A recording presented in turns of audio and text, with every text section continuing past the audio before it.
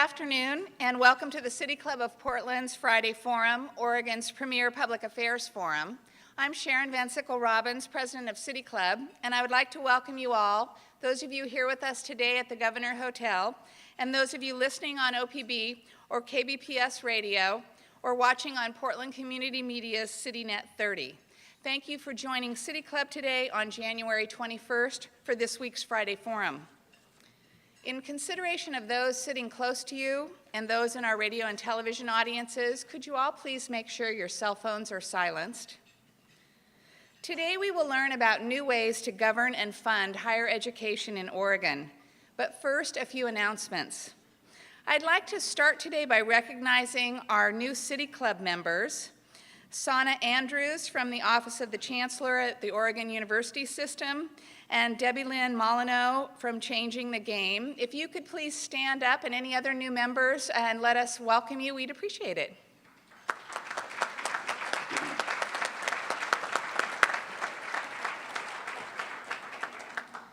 I'd like to thank our media partners, including Oregon Business Magazine.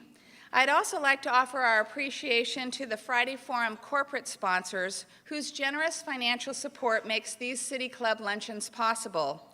We're extremely pleased to have as our winter quarter sponsors Stoll Reeves, The Standard, and West Coast Bank. Please join me in offering them our appreciation.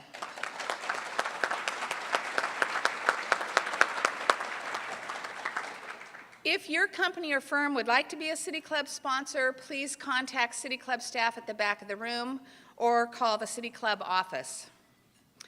In addition to our Friday forums, City Club hosts many interactive and small group events. This month, our Agora Event Committee will be hosting a wide variety of programs that will include lectures about the Portland Plan, a panel discussion on the future of healthcare in Oregon, and an intimate talk with author Charles Haying about his most recent book, Brews to Bikes, Portland's Artisan Economy. On January 27th, our young member group, the New Leaders Council, will be hosting a happy hour at Rontum's Bar. You can learn about these events and more on our website, pdxcityclub.org. This spring, City Club will offer a coordinated series of thought-provoking programs that will challenge conventional political wisdom and explore genuinely innovative and long-term solutions to Oregon's fiscal crisis. Kicking off with a talk by Governor John Kitzhaber on March 4th, City Club's Friday forums and other events will investigate new ways to stimulate economic development, improve government services, and ensure adequate revenue. Keep your eyes open for more about our spring series entitled From Crisis to Opportunity, Exploring Solutions to Oregon's Fiscal Challenges. And now to today's program. Oregonians generally acknowledge that higher education is worthy of public investment. But over the last 25 years, the gap between state needs and state resources in this area has grown wider. The recent recession further highlights the need for reforms in the way that Oregon funds and operates its higher education system. Today we will hear about a new proposal that would change the very structure of the Oregon University system. George Pernsteiner, today's first speaker, has been Chancellor of the Oregon University system since July 2004. He leads the system's budget and legislative process and supports and facilitates the university's efforts to achieve their educational missions. He also creates partnerships among public university campuses, community colleges, and K-12 institutions. Earlier in his career, he held senior finance and administration positions with the University of California, Santa Barbara, Portland State University, and the University of Oregon. He holds a master's in public administration from the University of Washington. Our second speaker today is Dr. Edward J. Ray. Dr. Ray became Oregon State University's president in July 2003. Under his leadership, OSU has completed and updated a campus-wide strategic plan that is serving as the framework for the university's financial development. Prior to coming to Oregon State, he was executive vice president and provost of Ohio State University. He received his doctorate in economics from Stanford in June 1971. And now, please help me welcome today's first speaker, Chancellor George Pernsteiner.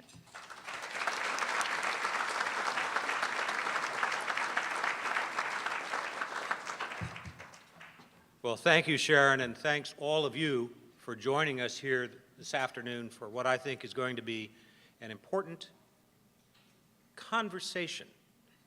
We get to talk first, but then you get to ask questions. So I look forward to the questions as much as I look forward to imparting a little bit of what I'm thinking. I want to thank Stoll Reeves and the Standard and West Coast Bank for sponsoring this event today, and I appreciate the fact that all of you have taken your time to engage with us on what I think is a very important topic for Oregon and for Oregon's future. You've heard the story and you've seen the data. At a time when young people throughout the world are succeeding in higher education in record numbers, Oregon's young adults, aged 25 to 34, are less well educated than are their elders. The legacy of 1990s policy decisions and disinvestment strategies led to this result, and it places our residents and our businesses at a competitive disadvantage with those in other states and in other countries. But I think I might surprise you for a moment. I have some good news. Oregon's public universities are pretty much on track to bring the next generation of Oregonians to education levels never before enjoyed in this state, reversing the disadvantage that Oregon's businesses and Oregon's residents face when competing in the global economy. Our enrollment, the enrollment at the 7 public universities, has climbed to record high levels of nearly 100,000 students, up from just over 80,000 3 short years ago. All 7 universities are retaining those students and moving them through to their graduation and degrees at rates and in numbers never before seen in their history. With nearly 20,000 degrees and certificates awarded last year and more expected this year, our universities are equipping Oregonians with the competitive skills and meaningful credentials in numbers never before seen in state history. We will come out of this recession in much better shape than we entered it. We will be, as a people, as a state, more competitive and more successful as we come out than we were when we went in. And our universities, who are blessed with some of the most productive faculty in the country, faculty who reel in federal grants at rates that exceed those of their colleagues in 45 other states, those faculty bring in nearly $400 million a year in research grants. This is a story of success. And it's a story of success even though Oregon state funding per student ranks 45th in the country, and it's falling. In fact, our already low state level of funding is likely to be cut further by another 20% or even more this year. And Oregon's universities already spend less per student and less per degree from all sources, from tuition, from state appropriation, from donations, from federal funds, from everything else, than almost any other universities in America. We are already, our universities are already among the lowest cost providers of higher education in this country. Now, I could stand here and I could urge you to support more funding for higher education, and you probably expect me to. Don't you? Isn't that what you expected? Jane C. says yes. And I would love to do that, because I think it's an investment worth making. I think it's an investment that would pay dividends for the state and for its residents for many years to come. I think it's an investment that would put us on a path to be among the most successful people in the world. Yes, I do believe that investment's important, and I would ask you for more money. But frankly, there isn't any. The state's budget faces a $3.5 billion shortfall in 2011-13. I could ask for more money. I could make the case for more money, but I'm not going to do that because there just simply isn't any. And that is a reality that I think will sink in and has sunk in, not just at every university, but at every publicly funded organization in the state of Oregon. Oregon's universities have been in this situation before. In the early 1990s, after the passage of Ballot Measure 5, OUS faced draconian budget cuts, although probably not quite on the scale that they are today. Back then, the Oregon University system strategy was to deal with the budget cuts by eliminating 100 degree programs, reducing enrollment by 6,000 students, and raising tuition by 40% in a single year. The result is what we call the lost generation, and it led directly to the low educational attainment level of young Oregonians that we see today. We just did not educate enough Oregonians in 1991 for us to be competitive in 2011. Our 1990s strategy balanced the budget. It did do that, but it did not fulfill our public mission of educating enough Oregonians to offer them and the state the opportunities for success enjoyed by those in other states and in other countries. This time, when we again face huge budget cuts, how do we make sure that Oregonians from every county in this state, from all demographic groups in this state, from every income level in this state, how do we make sure that all Oregonians have the opportunity and, in fact, do succeed in earning the college degrees that are becoming so essential for global competitiveness and for business success? The answer cannot simply be to cut costs further. Remember, we're already the third cheapest state in the country in moving students through to degree. There's not a lot of fat left in the budgets of the universities. The answer cannot be, certainly cannot be, to raise tuition to replace all of the state money that is lost in the next budget cut. We have, in Oregon, an income level that is about 9% below that of the national average.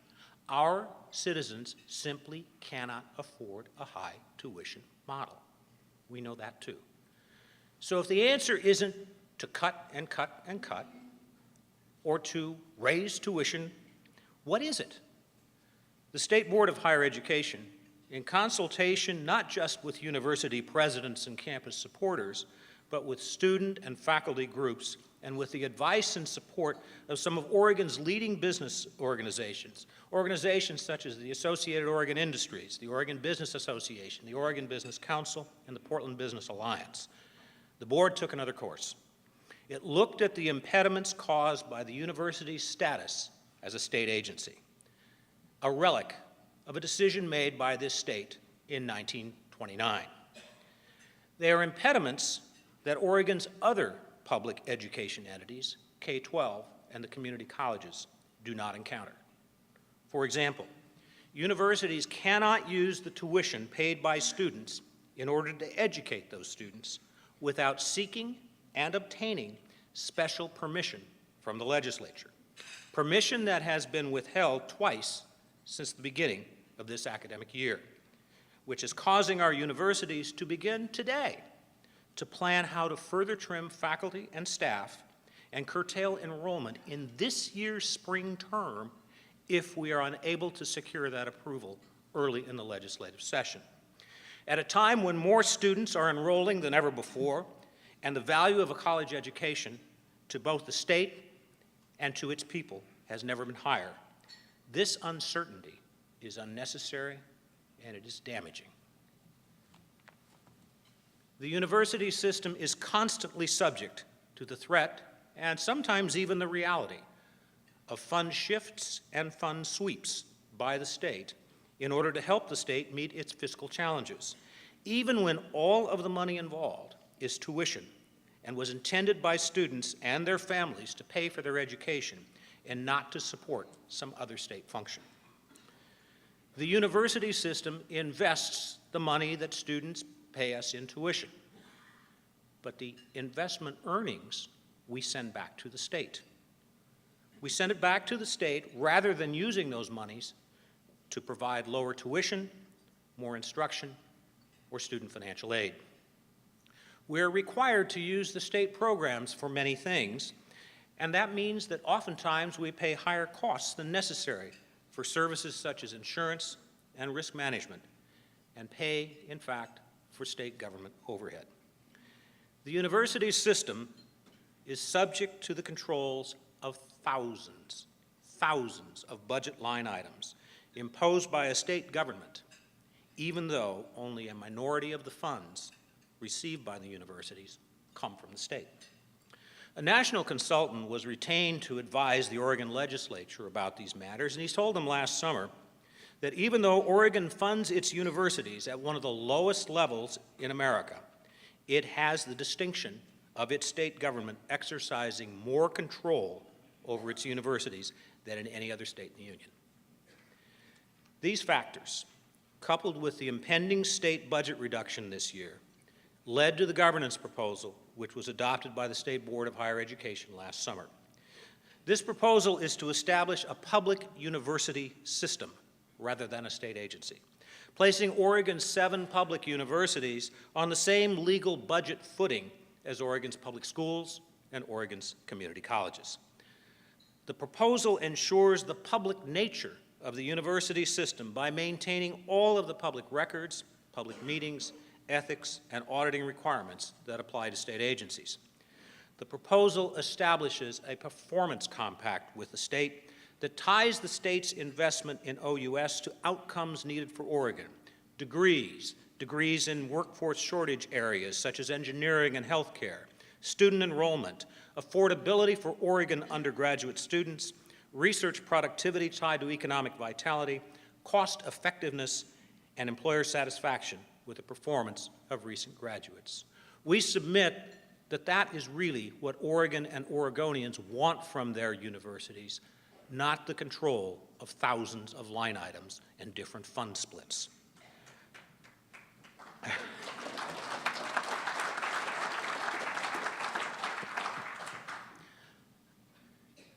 I teach. Students never applaud. A bipartisan and bicameral group of legislators from every part of Oregon was appointed last spring to a higher education work group, and several of the members of that work group are with us here today. The panel, which is under the leadership of Senator Mark Hass and Representative Tobias Reed, both of whom are here, assessed the state's needs for post-secondary education, reviewed numerous proposals, and emerged with 3 recommendations. The first was a bill to codify the state's goal to raise the education level of its adults to world-class levels, something popularly known as 40-40-20. The second bill was to provide more opportunities for high school students to earn college credits while still in high school. We have found that to be very, very good as a predictor for college success. If your students earn 28 college credits while still in high school, when they come to us, they will finish their degrees, and they will finish in 4 years. It's practically guaranteed. Do it. The third bill, that was a plug, I'm sorry. The third bill, which was introduced by the work group, is Senate Bill 242. This. It's a governance construct. Now, before you all fall asleep, I know the word governance has this tendency to create heavy eyes in and of itself. I understand this. I will try to use some other word. It advances the same proposal that the State Board of Higher Education put forward last summer. And it adds a coordinating council to better focus the resources and efforts of all 24 of Oregon's public universities and community colleges to achieve the state's higher education goals. This bill, I believe, will do more to ensure the prosperity for Oregon and Oregonians in the future than probably anything else the legislature will consider in this session. Senate Bill 242 gives us that opportunity. So what would be the results of passage? Well, put pretty simply, more students, more degrees, a more competitive Oregon. Universities could use the tuition paid by students to educate students without jumping through hoops and fearing fund shifts and fund sweeps, allowing them to hire faculty and advisors and deliver education effectively. The State Board of Higher Education will ensure that Oregon's public universities collectively are meeting the performance targets set by the state and are doing so in a way that ensures that Oregonians throughout the state regardless of geography, demography, or income, can and do succeed in earning college degrees with value in society, in the workplace, and in life. And Oregon employers can expect that the universities will provide them with graduates who have the skills to succeed in a global economy. There is an alternative. There is an alternative. But we've been there before. The alternative is stark. A cut of state funds of the magnitude that we now expect, without this change from state agency status, will let us return to the decisions of the 1990s. It will force big cuts. It will force enrollment losses. It will force big tuition increases. We've been down that path before. We know where it leads. It leads to a less educated, less competitive, less successful, less prosperous, less equitable Oregon. So the choice is clear: bureaucracy or student success. With less state money, we cannot afford both. We must choose student success. Where do we go from here? Senate Bill 242 soon will be the subject of hearings in the Senate Education Committee chaired by Senator Haas. This bill will offer hope to Oregonians, hope that they and their families will have access to affordable, quality higher education focused on their success and the success of the businesses and the communities of this state. That is what is at stake. That is what will be considered, and I hope that that is what is chosen. Ed Ray, the president of Oregon State University, can describe much more forcefully than I the impact of this proposal. Oregon State University has grown by more than 3,000 students in just the past 2 years and has become one of America's premier land-grant research universities. And it's done it by focusing on Oregonians and on the needs of Oregon. Ed.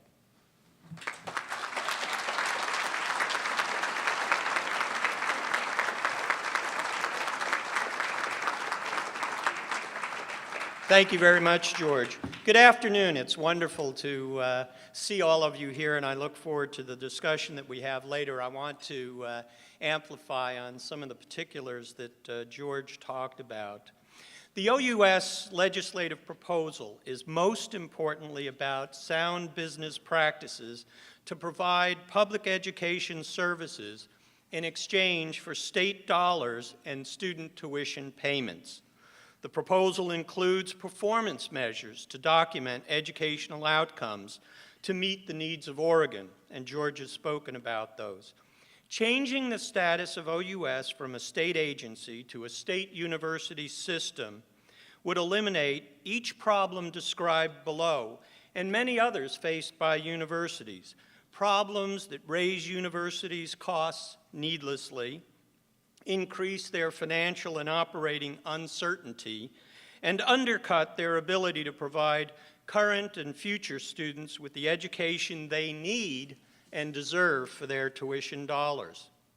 Again, the proposed change of status for OUS is not simply about governance, but rather about effective management and accountability of public universities.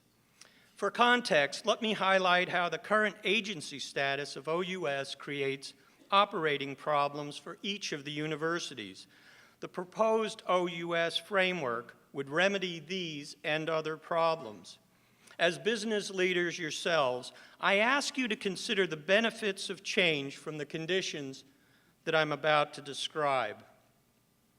Currently, tuition dollars collected by OSU from students and families can be removed from fund balances for use elsewhere by the state. So, for example, tuition dollars that were paid to provide students with an education could be used for the State Department of Corrections. Providing students with the highest possible quality education requires continuous upgrades in information services, renovating and building facilities, hiring and retention of exceptional faculty, and expansion of student support services. These medium and long-term commitments cannot be planned for if the legislature can simply take the money for other uses. Imagine if you had to tell a customer that you could not use the check he gave you to provide the business service you promised him because you had to give his money to someone else. How would you make medium and long-term business expansion and investment decisions if someone could take your cash reserves at any time to use for some other purpose? Now, the interest earnings on tuition balances go to the state treasurer for other uses. So, students and family pay tuition, but any earnings on those tuition dollars are not available to educate the students. Imagine in running your own business that sales revenue that accumulates in the bank earns interest, and the bank tells you that it spent your interest earnings on something else. As part of the state agency, OSU is limited to spend a fixed amount of money each biennium by the legislature, just like other state agencies. Because of successful student recruiting in the last 2 years, OSU raised much more revenue through tuition than expected. Therefore, our total revenue to educate current and new students exceeded the state-determined expenditure limit. Now, we cannot spend existing revenue to educate this larger group of new and continuing students without approval by the state legislature. In December, the legislature told us we cannot spend the money. In effect, the state budget process is not responsive to enrollment growth, even when the needed funds come from students and their families and not from the state. Imagine you experienced unexpected growth in sales in your own business, and just as you were about to use the additional revenue to increase output, improve service, and build your business, someone told you that you could not spend that money. You still have new customers, but no money to provide the services they paid for with their own money. At present, OSU cannot use cash reserves to make necessary infrastructure repairs. The university experienced a severe power outage in early December and some property damage, yet we cannot use funds on hand to upgrade and replace worn equipment and parts to maintain a safer physical environment, and there are no state funds available to get the job done. Suppose you discovered some structural flaws in your facility or electrical equipment that should be replaced for the safety of your employees, and you were told that you could not use cash reserves for the job. Every business has to maintain accounts that are more detailed and complex as the diversity of the product line and the complexity of the supply chain increase. State funding to K-12 community colleges and universities is tied directly to enrollment in each of those sectors, and K-12 and community colleges are provided block grant funding from the state each biennium. For those same activities, OSU has 6,300 reporting lines. Imagine adding thousands of reporting requirements for your already complex accounting activities, and consider the costs in time, staff, and other resources to satisfy those additional demands. Each of these state agency practices would end if the OUS legislative proposal is adopted. We need your support to move toward best business practices in higher education in Oregon. I hope that the examples just cited help you understand my laser-like focus on the need to pass the OUS governance proposal during this legislative session. There are other important issues to be addressed going forward within a newly adopted statewide university system. One issue is whether or not individual universities should have local boards. I expect the Board of Higher Education to take up the issue of local boards. their selection, composition, range of responsibilities, and relationship to the OUS Board after this legislative session. Another major issue is state funding for the universities. Currently, resident tuition and state funding per resident student are less than the full cost of educating Oregon students. If, as expected, the state cuts funding by perhaps as much as 25% next biennium, the students will still be enrolled. Suppose you had a customer for a product who wanted to buy the same number of items next year as this year, but he told you he would pay you 25% less. Proposals to stabilize state funding for higher education are about preventing the buyer from unilaterally cutting the bill for the same product or service. The problem of not being able to lock in state funding per resident undergraduate student arises from the fact that one legislature cannot bind future legislatures with respect to spending. President LaRiviere has made one proposal to use bonding to make the state commitment permanent. President Vivell has proposed possible use of property taxes to stabilize funding for universities. A more conventional approach would be to have state funding per student constitutionally mandated. Each approach has merit, but details need to be worked out for each, and some approaches work well for some of the universities and not for others. Each requires voter approval of a constitutional initiative. Again, the issue of stable funding should be taken up by the board after the new statewide university system is approved. Finally, strong research universities like Oregon State University are critical to the long-term economic growth and social progress of communities, to attracting and retaining industry and to entrepreneurship, innovation, and new business development ventures. State funding to OSU is leveraged 6-to-1 through external grants and contracts, targeted federal funds, industry partnerships, local county support, and private fundraising. Innovation through university R&D directly contributes to the quality of student educational experiences and prepares students to be competitive in a global economy.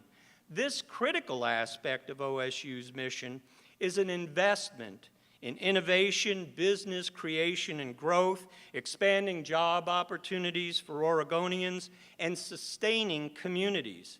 The state needs to be a significant partner in this investment effort, and right now, it is not. Thank you very much.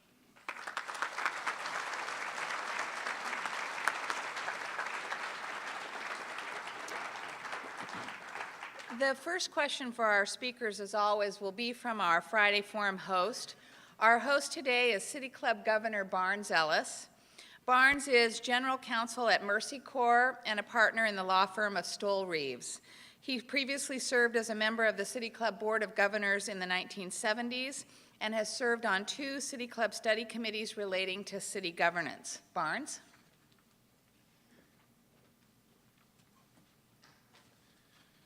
Well, thank you both for a very interesting presentation. And you make a very compelling case for more independence of the universities. My question is, as I listen to you, won't SB 242 result in some increased costs for other components of state government and thereby increase the projected budget deficit? There are many components to Senate Bill 242, and I think we should sort of disaggregate some of those. Those that relate directly to the governance of the Oregon University system are unlikely to create additional costs to the state, and that is because the fiscal impact statement is being worked on right now, but it's my understanding that the savings that would accrue to us would offset any increases that might accrue to others. And that's, things like in risk management and other things, because we've taken a look at that. The Senate Bill 242 also creates a coordinating council that will oversee or at least advise all of post-secondary education, but it is doing so by changing the nature of an existing other board that the state has. And I have not seen the fiscal impact on that particular thing as to whether or not it's cost neutral, but that currently it looks as if overall this is probably not going to cost the state more, and it gives us an opportunity then to actually continue the momentum that we've gained. One concern I have, and I'll be very clear, we have momentum. We are educating Oregonians in record numbers and with record success. If we interrupt that momentum, it'll be hard to get it back. And this bill is intended to keep that momentum going through this very, very difficult financial time. I think the payoff for Oregon of continuing that momentum will show up not just in tax receipts, but in a better economic and civic society for this state for many years to come. Yeah, the only thing I would add to that is I'd be startled if our legislators weren't clever enough to figure out how we don't compound their budget problem. I'm pretty sure that as things get worked out, there will be an effort to neutralize any adverse cost effects on other agencies that could come from this action. This action is really forward-looking. It's about reducing bureaucracy and getting out of the way and letting public higher education manage its business in as effective a manner as possible. And I hope some of the examples George gave and that I gave give people a sense that this is no way to be doing business. It isn't best practice. I don't know what it is, but it's certainly not best practice. We will now take questions from the floor. Asking questions at Friday forums is a privilege of City Club membership. Before asking your question, please identify yourself as a City Club member and ask your question in 30 seconds or less. If I flash this question mark card, it means we're waiting for the question.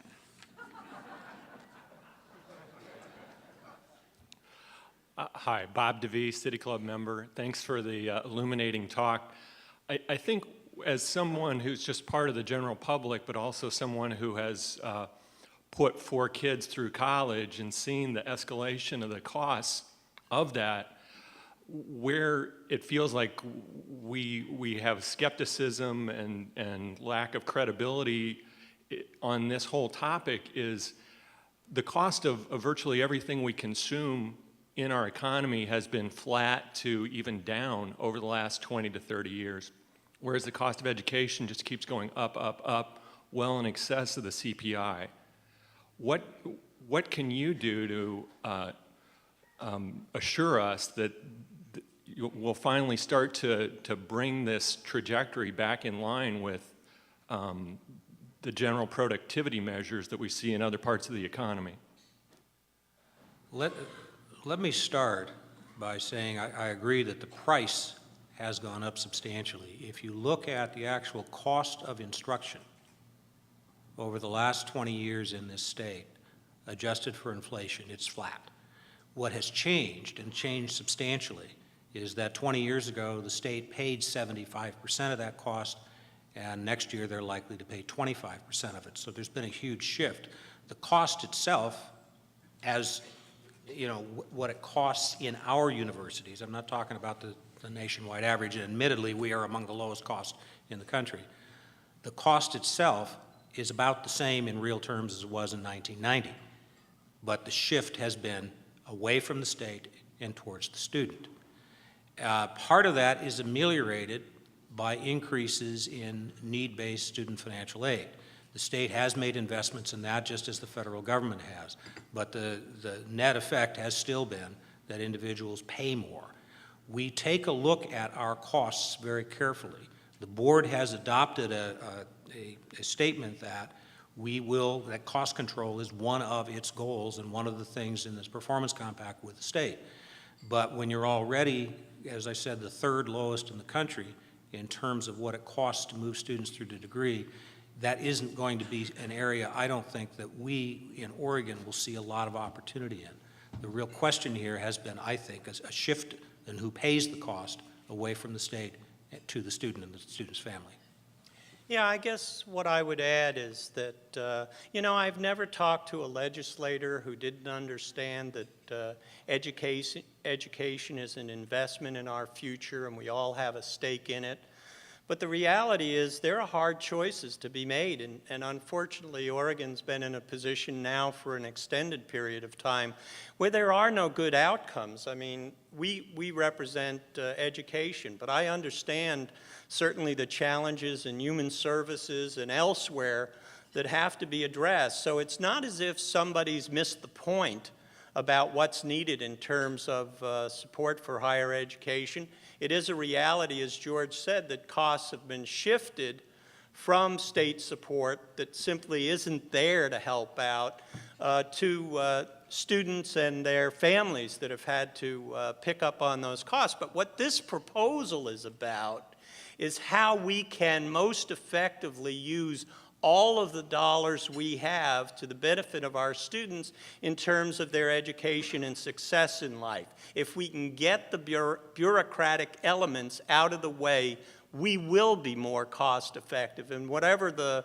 implications from what the state can do might be for costs in tuition and fees for students and their families, we can moderate those by having the flexibility to manage our affairs effectively.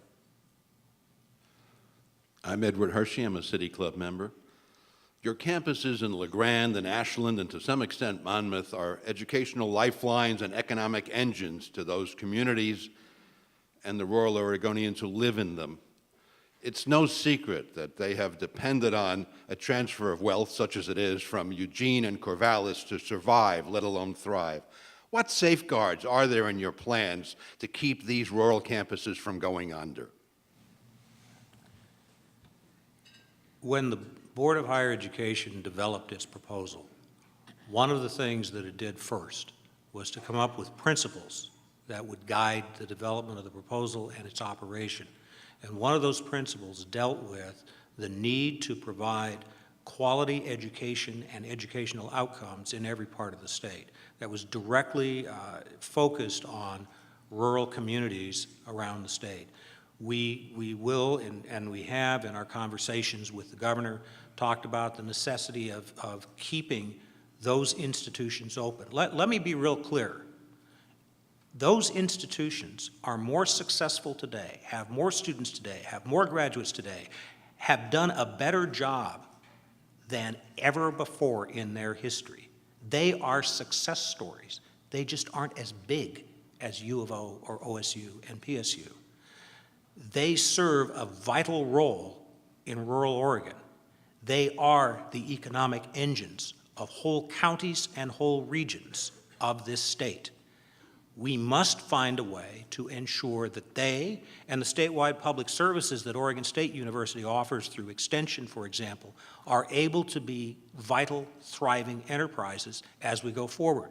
This proposal recognized that necessity and, in fact, is part of the discussion that we have with legislators, with the governor, about how both the funding that the state gives us, whatever that amount is, and the flexibility that we receive through this legislation can work together to ensure that we meet our statewide objectives. Many times people have said to me, you can meet the statewide goal if you just focus on the Willamette Valley. And in terms of just numbers, that may be true, but that's not good for Oregon. And that, in fact, is something that the board was well aware of and that the governor and the legislators are well aware of as we move forward into the future. This is a state, and it is a whole state. Yeah, I would just add to George's observation that those universities really are potential engines of economic growth and social progress for the communities that they serve. And something that gets left as an afterthought too often are the statewide public service programs, the Ag Experiment Stations, Forest Research Lab Extension. They are absolutely vital to the sustainability and the prosperity of all of Oregon. And when we think about what do we need as Oregonians going forward to be successful, we need to be thinking, as George said, about all of the people of Oregon, not just one particular area that might be able to manage its own affairs. Ultimately, we need to have all of our communities around the state, hopefully, able to sustain themselves and contribute to a more prosperous state economy. Will Dan, City Club member, thank you for your presentation. The proposal you put out there seems nothing short of magic on the one hand, and on the other hand, it seems so obvious. If we are to help you push this forward, I think it would be really good to know, where do you think the opposition is coming from? Who's stands in the way of its approval? And what kind of arguments are they going to put forward so that we're better prepared? I think the biggest opponent of this proposal is inertia. That in a time when the focus in the Capitol will be on the budget woes of the state, that all of the energy could be sucked out of the room by that, and that we would be unable to continue the momentum for other important things. I think that's first, so keeping attention focused on the importance of this issue and the essential nature of enacting the legislation is something that I think is the big challenge that we will face during the session, keeping attention focused on it. Do I expect that there will be people who have questions and concerns? Sure. And do I expect that some folks won't like this change? Sure. But I think the biggest impediment will, in fact, be if we cannot keep momentum going to get it enacted relatively early in the session. Yeah, I might get some of our colleagues in the legislature mad at me, but somebody asked me, what's the biggest obstacle to success here? And I said that, I knew very few people who ran for elective office to give up power. In one of the hearings that Senator Haas and Representative Reed had, Senator Nelson asked a really good question. He said, this is about trust, isn't it? You're asking us to trust you. And I talked to him during a break, and I said, you know what? When things aren't working, you got to find a different way to go forward. And trusting someone, President Reagan and others have talked about trust but verify. We've got mechanisms to verify. We need to do business differently if we're all to be successful. So there is a bit of a leap of faith, a bit of an element of trust that has to be involved here. But in the proposal, we've tried to be as clear as possible that we are ready to be held accountable for whatever latitude we're given, and for the legislature to have the ability to get the kind of assurances they'll need that trust is warranted. Thane Jensen, City Club member. What wasn't clear to me in the remarks that both of you made was what the logical consequences of the adoption of this governance reform proposal would be on the ground, let's say 5 years from now. Is it simply a flatlining of tuition costs?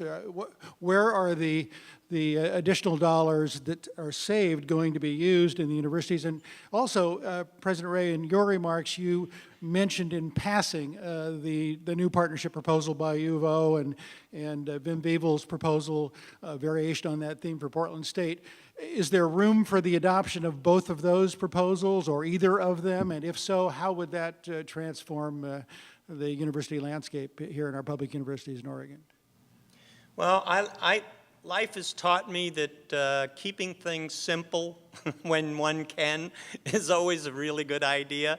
And so I think there's nothing wrong with looking at those proposals. And I mentioned a third alternative for funding is some kind of constitutional mandate on funding per student FTE and maybe performance funding as well. But I worry about trying to do everything at once. These are certainly interesting and important proposals that need to be looked at, but The details need to be worked out, and the ramifications, intended and unintended, need to be fully understood as we go forward. And I think the best way to manage such a rich agenda is to get the framework right first, and then within that have conversations about local boards, no local boards, what's their relationship to OUS, who hires and fires presidents, who makes decisions on capital budget proposals. Then would be the time to have conversations about what opportunities do we have to provide assured funding for higher education going forward. Which institutions do those things work for? How should they be staged over time so they're manageable within the constraints that the state has to operate? There are a lot of details to be worked out. I wouldn't, this isn't an effort to push something aside and hope it gets forgotten. This is just simply saying, let's get the framework right first, and then let's look at these other details and come back to the legislature and make representations about how we think we can proceed in those other dimensions. Because they are important. I mean, to not be talking about assured state funding, given the realities that we face financially, just doesn't make any sense. But we are in a world in which the legislature is really struggling to keep body and soul together in as many critical dimensions as possible. This is not the time to be debating how we're going to get the kind of financial assurance we need. We need to work collaboratively with the legislature over the next period of time, once the framework is set, to see what progress we can make in these other dimensions. When the board took a look at this, it did so focused on the goals that it had set of raising education levels in Oregon. And really that's what this is about. How do we sustain the momentum that we've built in the last few years to educate enough Oregonians that they and this state will be successful in the future? That's really the question before us here. The alternative is, if we don't do this and we get a big budget cut, and I think the latter is assured, then what happens? What happens is we have to reduce enrollment. We've been down that road. So when you ask me what is the impact of this, it's that we can sustain the momentum we have now. It's that we can educate Oregonians successfully so that they can be successful in the future. And if we don't do this, we know exactly what's going to happen because we've been there. We wind up with less educated people here than just about anywhere else in the country. That's not a formula for success. We know that formula. We know what not to do. This is a chance to do something different, and that's really the measure that I think we have to go towards. And to come back to the first part of your question, just briefly, you'd asked about, what will we see over the next period of time that shows we're having success. One of my greatest frustrations is we're not moving forward with retention through to graduation for our students in the way that we need to. And part of what's making that difficult is we have such uncertainty about the availability of our own money and about how balances will be treated over time. We can't move as aggressively as we want to hire faculty and staff and create the support services that we know we're going to need to an increasing degree going forward for students to be able to persist through to graduation. That's going to be a key to 40-40-20. Can we, out of the enterprise we manage, get more success than we're getting out of it now? And creating a greater sense of assurance about what resources are available and when they're available will help us make those medium and longer term investments that I think will translate into greater persistence through to graduation of all student groups. One measure of the success of the universities in Oregon and elsewhere around the world is the payback from alumni. So I have two questions. One, where does the money go? Does it go to the state today, or does it go to you to keep? And secondly, how are we doing in Oregon compared to other public universities in the other states in raising money from the alumni? Well, I could certainly tell you our experience. I was startled when I got here and found out we had never had a university-wide fundraising campaign before. So I started announcing that we were going to have one. People kept asking, are we really going to have them? And I'd say, yeah. And finally, I got tired with them asking, and instead I would say to them, we've already started the campaign. And they'd say, well, we haven't heard about it. How's that possible? And I would say, we're in the quiet phase. That's why you haven't heard about it. But the only one who was campaigning was me. We were lucky. We brought Mike Goodwin, Sean Scoville, just a wonderful leadership team for our foundation. Let me tell you what we've accomplished. In the last 4 or 5 years, we set a goal for our first campaign of $625 million. It's pretty aggressive for a place that's never done university-wide fundraising. We're now at $660 million. We've raised the goal to $850 million by 2013.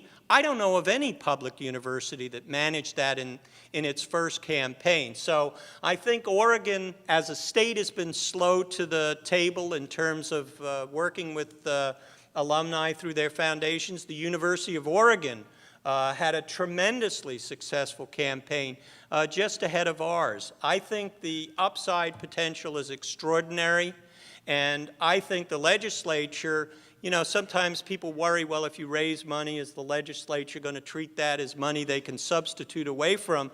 In fact, our legislative leaders read it for what it is, and that is people are voting with their own personal funds to support something they believe in deeply. And so, in fact, legislators haven't viewed that as money that they could use in place of state money. They've used it as kind of a reminder to themselves that they've got to keep trying to do whatever they can to help the universities be successful, but that money is absolutely critical. Somebody mentioned tuition a minute ago, and you know, so how is tuition going up so much relative to other things? We have a program at Oregon State University called the Bridge to Success. We take Pell Grant eligibility, remission, scholarship money that we've raised. We've raised almost $110 million for scholarships and fellowships in this campaign. There are 3,000 Oregon undergraduates who pay no tuition and fees at Oregon State University because of that program. And the University of Oregon and PSU and our sister institutions all have programs to be attentive to the needs of the least economically positioned among our students to help them out. That's what's possible when you get a partnership between alumni and friends of the institution and the legislature working together. It gets some of that burden off the backs of students and their families. So it's a great partnership. In answer to the first question, the monies are retained by the universities or their foundations. Let me give you a little context. In 1991, the total amount of gifts for the 7 universities combined was less than $30 million. In 2008, it was over $300 million. The universities and their donors, the alumni, the foundations, the others who have supported the universities in this state have been extraordinarily generous and have helped the universities attain a level of excellence that we could not even have dreamed about in 1991. Our faculty were not among the most successful in the country at getting federal grants in 1991. Our students were not graduating at rates above the national average in 1991. Our students were not being retained at above the national average at our institutions in 1991. All of that has changed.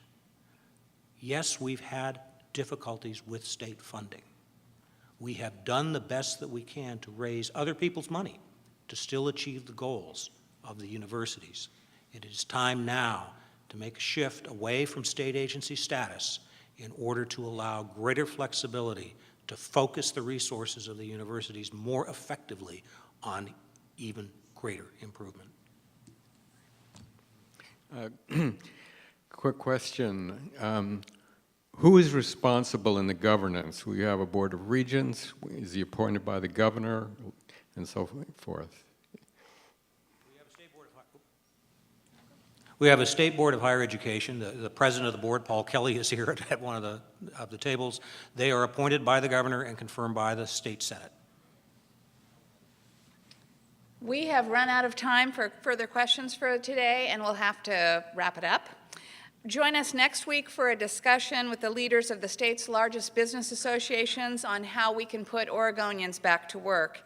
And as we close, please join me again in expressing our appreciation for today's guests, George Pernsteiner and Ed Ray. We're adjourned.